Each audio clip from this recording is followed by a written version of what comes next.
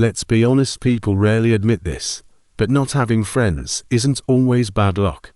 Most of the time, it's the result of specific psychological patterns, ways of thinking, behaving, and perceiving the world that quietly push connection out of reach. This isn't about being shy.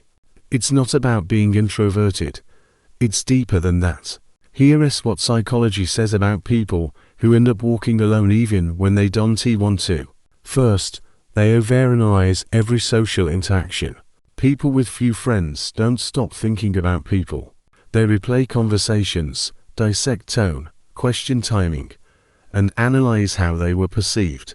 This comes from hyper-self-awareness, a mental state where your brain constantly monitors how others might judge you.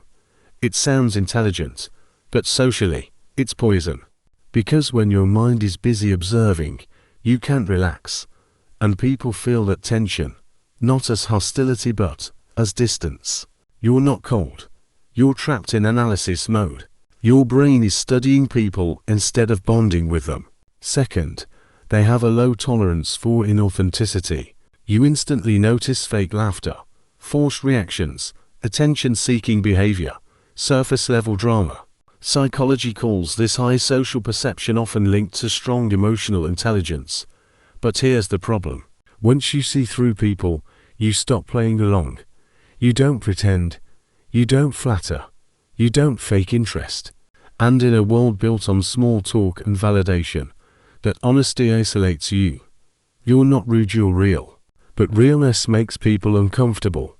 They mistake your silence for arrogance, your independence for pride, your detachment for superiority.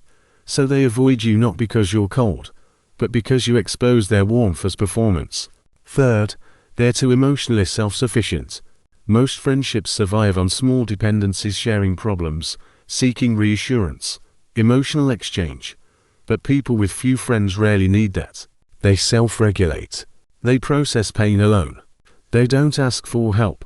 Psychology calls this emotional self-reliance. It's strength on paper but isolation in real life, because connection needs vulnerability. And when you never need anyone, people subconsciously feel unnecessary around you. You don't push people away. You just leave no space for them to matter. Fourth, they reject group mentality.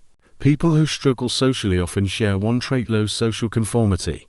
They don't follow trends. They don't mirror group behavior. They don't agree just to belong. It's not rebellion, it's wiring. You think independently. You question what others accept. You analyze what others follow. And while that earns respect, it rarely creates closeness. People bond through sameness.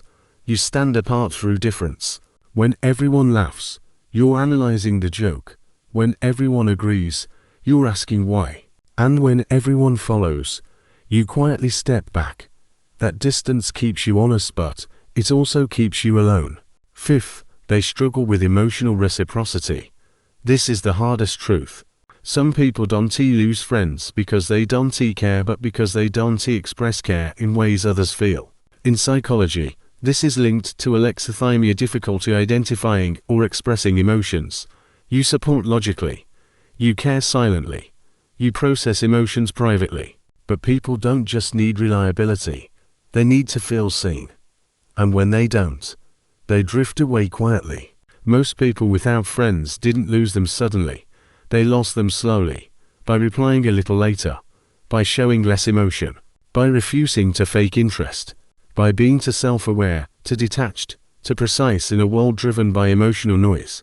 But here's what people get wrong. Not having friends doesn't mean you're broken.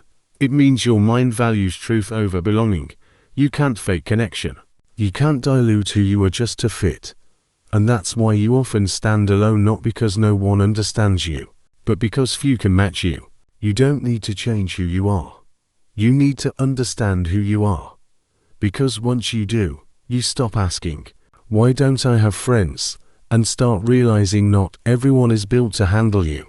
If you want to understand how your mind actually works without sugarcoating, subscribe. Because here, we don't sell motivation.